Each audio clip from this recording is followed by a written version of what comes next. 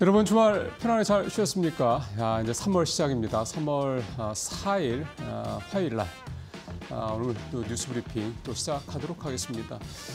오늘 이데일리 신문 톱 기사 중에서 가져온 뉴스입니다. 이게 역시 이제 관세 얘기 앞에서도 마켓 시그널에서도 두 앵커분들이 상당히 좀 많은 시간을 할애를 해서 이제 관세 얘기를 좀 해주셨는데 이제 오늘도 결국 이제 관세 부과가 됩니다. 기사 내용 자체는 좀 아무래도 어제 쓰여진 거기 때문에 오늘부터 부과가 되는데 그 뉘앙스 자체가 그 사이에 뭔가 협상이 있을 수도 있다. 그래서 여기 두 번째 제목의 두 번째 줄에 있는 것처럼 25%보다는 낮아질 수도 있다. 이렇게 제목이 붙었는데 조금 전에 여러분들께서 다 확인하신 바대로 확정이 좀 돼서 오늘부터 부과를 하겠다 이렇게 얘기가 좀 되고 있습니다. 물론 아직도 이 제목대로 모르죠. 또 이제 현지 시간으로 3월 4일이니까 아직 이제 오늘 저녁 시간이니까 우리 시간으로 따지면 모르죠. 모르는데 어쨌든 이 부분이 오늘 시장에는 큰 충격을 줘서 앞서 들으신 대로 다우 그다음에 S&P 1% 중후반, 나스닥 같은 경우 2%가 넘게 또 급락을 하는 그런 상황이 좀 벌어졌습니다. 이렇게 오늘 낙폭이 더 컸던 배경을 좀 생각을 해보니까요. 저는 이런 생각이 좀 듭니다. 뭐냐면 사실은 이제 오늘부터 관세가 부과되는 부분에 대해서 지난 한 달 동안 유예 기간을 줬었던 거, 그 기간 동안 멕시코와 캐나다는 과연 무엇을 했을 것이냐 살펴보면 굉장히 열심히 나름 이게 표현이 조금 그렇긴 합니다. 미국의 비율을 맞추려고 애를 굉장히 썼습니다. 특히 멕시코 같은 경우는요. 이 펜타닐 얘기하고 이제 불법 이민자 이 두 가지가 큰 이슈였으니까 이거를 막기 위해서 국경에 군인들 10,000명을 배치한다든가 그다음에 심지어는 마약 카르텔 그 관련된 인원들을 직접 수십 명을 이제 검거를 해서 미국에 넘기기까지 했습니다. 대표적인 마약 카르텔의 수장도 한 사람, 미국의 정부에서 현상금을 내걸었던 수장한 사람까지 들어가 있었고요. 그러니까 굉장히 애를 쓰고 있는 걸 보여줬고요. 캐나다 역시 이 펜타닐 관련된 이제 국경 단속 같은 걸 강화한다든가 이런 부분들에 관해서 좀 적극적으로 펼쳤습니다. 지금 표에도 좀 나옵니다만 저렇게 이제 2월 1일 날 얘기가 나오고 난 이후에 지난 한 달 동안 나름 두 나라가 열심히 좀 펼쳤는데 그래서 협상의 여지, 그러니까 관세가 유예되거나 또 아니면 아예 이제 없었던 일이 되거나 또는 25%가 아니라 그다지 이렇게 부담스럽지 않은 수준대 이를테면 두 자릿수 이하로 관세 부과율이 좀 떨어지지 않게 이런 기대감이 있었는데 결국 이런 기대감들, 그러니까 두 나라가 나름 노력했음에도 불구하고 결국은 25% 관세가 부과가 된다라고 확정이 돼서 나온 이거 자체가 결국은 시장에 큰 충격과 실망감을 준 게 아니냐. 그리고 이 배경에는 트럼프 대통령의 관세 폭탄 정책이 일종의 협상술이다라고 하는 생각들이 있었는데 이 부분이 협상술이 아닌가 배라는 쪽으로 생각이 가면서 오늘 시장에 더 큰 충격을 주지 않나 이런 해석도 좀 해볼 수가 있겠습니다. 이제 중국이죠. 중국은 이제 오늘부터 양회, 그러니까 오늘 이제 정협하고 내일 이제 잠시 후에 말씀드리겠습니다만 전인데 이렇게 해서 이제 양회가 시작이 되는데 미국 지금 중국에 대해서도 10% 추가 관세가 지금 얘기가 된 상황이기 때문에 이게 이제 또 역시 확정이 되고 이러면 또 중국이 또 가만 안 있겠죠. 전과 다릅니다. 그래서 이런 부분들이 또 한 번 또 이번 주에는 또 충격을 줄 수 있지 않겠냐. 결국 뉴욕 시장은 이번 주에는 이 관세 리스크가 어떻게 보면은 정점에 달하는 그런 시점이 되지 않겠냐 이렇게 생각도 좀 해볼 수가 있겠습니다. 양회 얘기 이제 마저 말씀을 드리겠습니다. 양회는 이제 두 개죠. 전인대, 정협 보통 얘기를 하는데 전인대는 전국인민대표회의, 정협은 전국인민정치협상회의 두 개인데 일단 오늘 정협, 전국인민정치협상회의가 먼저 열리고요. 내일 이제 전인대가 개최가 됩니다. 시장에서 이 양회, 전인대 이렇게 관심이 많은 이유는 특히 연초에 벌어지는 이 3월에 열리는 양회, 특히 전인대에서 지금 화면에서 보시는 것처럼 중국의 올해 주요 경제 정책에 대한 어떤 목표, 수치, 그다음에 방향성 이런 것들이 결정이 좀 되기 때문인데요. 표 나온 김에 좀 더 말씀을 드리면 일단 성장률은 5% 정도 작년과 마찬가지로 얘기를 좀 하고 있고요. 물가 2%. 물가는 사실 2%가 되면 다행이죠. 지금 워낙에 중국은 디플레에 대한 우려가 커지고 있는 상황이기 때문에. 중요한 게 이제 세 번째, 네 번째 항목입니다. GDP 대비 재정 적자율을 4%로 전년 대비 1%포인트 늘리겠다. 특별 국채를 4조 5천억 위안을 더 발행하겠다. 이제 이게 추정치긴 합니다만 이런 얘기들이 지금 중국 내에서 나오고 있습니다. 만약에 재정지출 적자 비율을 1%포인트 상향을 하게 되면 이게 1조 3천억 위안이거든요. 우리 돈으로 따지면 260조 원이나 됩니다. 그다음에 4조 5천억 위안의 특별국채, 저게 우리 돈으로 따지면 900조 원이 좀 넘거든요. 이 두 가지가 현실화된다 그러면 올해 중국이 정부에서 이제 소위 말해서 곡간을 열어서 중국 내수부에서 쓰겠다라고 하는 돈이 무려 1,160조 원이 된다는 얘기입니다. 우리나라 1년 예산이 지금 700조 전후 정도 되니까 이렇게 따지면 대략 우리나라 1년 예산의 1.5, 6배 정도 엄청난 돈이 올해 중국의 내수 부양을 위해서 투입될 수도 있다, 이런 얘기가 좀 되는 거죠. 그러니까 이쯤 되면 이제 뭔가 중국의 경기가 내수가 살아날 수 있지 않겠냐, 이런 생각을 좀 해볼 만한 기대치가 올라갈 수 있습니다.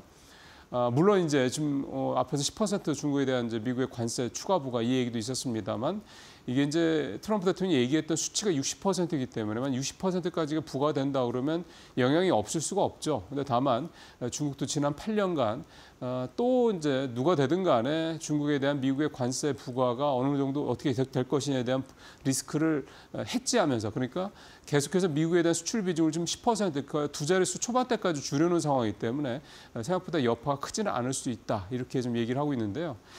이게 단순히 그냥 미국이 중국에 대해서 관세를 추가 부과한다는 것 문제뿐만이 아니라, 이번에 멕시코가 미국에 대해서 이제 이 관세에 대한 대응 전략을 내놨던 것 중에 하나가 중국에 대한 관세 부과를 하겠다는 부분이었거든요. 이런 식으로 다른 나라들이 중국에 대해서 관세를, 미국 눈치를 보느라 관세를 부과하는 상황까지 벌어진다면 또 상황은 중국 입장에서는 달라질 수 있다는 점이 또 리스크로 작용할 수가 있기 때문에, 어쨌든 이 부분이 중국의 어떤 그런 특히 대내보다는 대외적인 부분에서는 부담이 될 수밖에 없다, 이렇게 생각을 해볼 수도 있겠습니다. 자, 시장 분위기가 좀 좋지는 않습니다. 지난주 금요일 날 우리 시장 2월 마지막 장을 정말 힘들었죠. 주가가 많이 떨어졌었는데요. 오늘도 이렇게 뉴욕 시장이 큰 폭으로 하락하다 보니까 오늘도 또 부담스러운 그런 하루가 될 것 같습니다, 이미.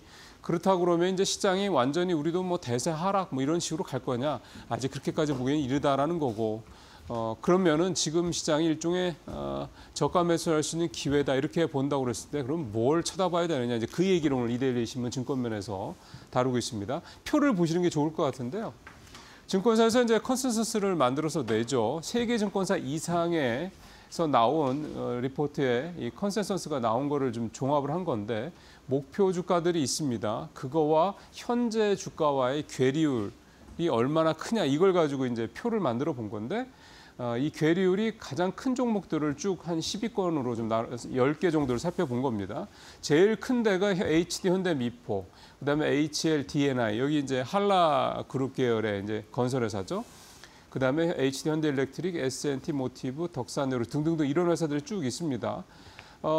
현대미포 같은 경우는 지금 현재 주가가 지난주에 10만 원대 초반을 기록을 했으니까 이게 목표 주가 17만 원대와 비교했을 때 한 70% 정도 가격 차이가 있으니, HD 현대미포가 이번 조정기에 좀 한번 눈여겨볼 만한 종목이다, 이제 그런 얘기가 좀 되는 거죠. HL D&I 같은 경우는 중견 건설업체 중에서는 제일 분양이나 이런 부분들이 양호하다, 재무 상황도 괜찮다, 이런 부분들이 좀 작용을 해서 이렇게 괴리율이 크다고 보는 거고요.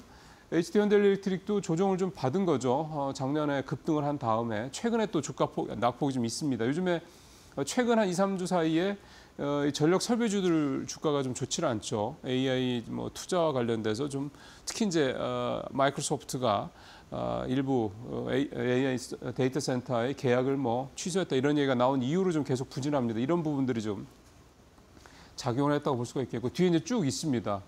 한번 이런 종목들을 잘 살펴볼 필요가 있다는 거고요. 결국은 회사의 이제 가치 대비해서 얼마나 주가가 현재 제대로 좀 반영이 되지 못하고 있는 이 부분이 이제 해당이 되는 부분들이기 때문에, 요 내용들은 사실은 이렇게 기사만 놓고 판단하시기보다는 해당 종목의 이제 리포트들 한두 개 정도는 좀 보시면 조금 더 포인트를 좁히시기가 좋을 것 같다는 생각이 좀 드네요.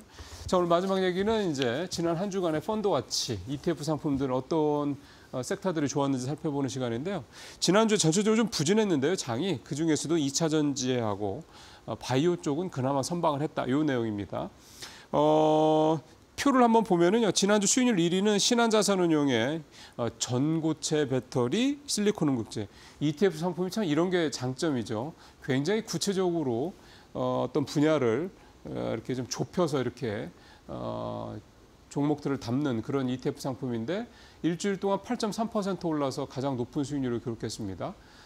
지난주 같은 경우 장이 안 좋았는데 지난주 같은 경우 잠시 말씀드리겠습니다. 우리 주시장 관련돼서 전체적으로 지수가 좀 부진했죠. 그럼에도 불구하고 8.3%면 상당히 양호한 실적이다 이렇게 봐야 되겠고 이게 지금 만들어진 지 한 달 정도밖에 안 됐군요. 근데도 지금 상승률, 수익률 24%니까 굉장히 좀 현재까지 좋은 모습을 보이고 있는 상품이고 그 다음에 포스코 역시 이제 포스코 홀딩스라든가 포스코 퓨처엠 같은 이런 포스코 그룹의 이제 2차 전지 관련주들이 담겨 있는 그런 좀 비중이 높은 상품인데 역시 7%대 후반. 그 다음에 코스닥 150의 바이오 종목들 담고 있는 상품이 5.7%. 역시 또 그다음에 네 번째도 2차 전지 관련된 상품이죠.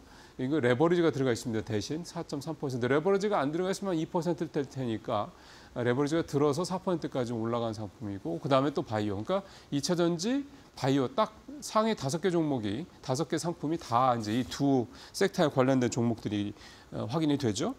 그다음에 지난해 전체 ETF 상품의 평균 수익률은 마이너스 0.71%. 그러니까 그거에 비하면 정말 양호한 그런 수익률을 냈다 이렇게 볼 수가 있겠고요. 지난주 해외 주식형 쪽도 좋지 않았습니다. 평균 수익률 마이너스 2.73%. 그러니까 전체적으로 지난주 역시 해외 시장도 좋지 않았고 중국이 지난주 수익률 좋았습니다. 플러스 3.3%. 어떻게 보면 가장 좋은 모습을 좀 나타내고 있고요. 지금 계속 연초 들어서 중국 쪽의 수익률이 굉장히 좀 좋고 개별 상품 중에서도 미래에셋 자산운용의 타이거 차이나 항생테크 레버리지가 9.6%를 이르르 기록했거든요. 그러니까 지난주는 이 중국 관련, 특히 중국의 이 테크 관련된 상품들, 개별 종목이든 ETF든 주가가 가장 좋았다 볼 수가 있겠습니다. 섹터별로는 헬스케어가 지난주 1.5% 플러스를 좀 기록을 했습니다. 자, 이번 주 이렇게 또 시작을 할 것 같습니다. 이번 주도 좀 여러 가지로 변수들이 생길 수 있는 첫날부터 이길 합니다만 또 한 주 또 잘 또 좀 선방을 하는 한 주가 되길 바라겠습니다. 뉴스 브리핑 마치겠습니다.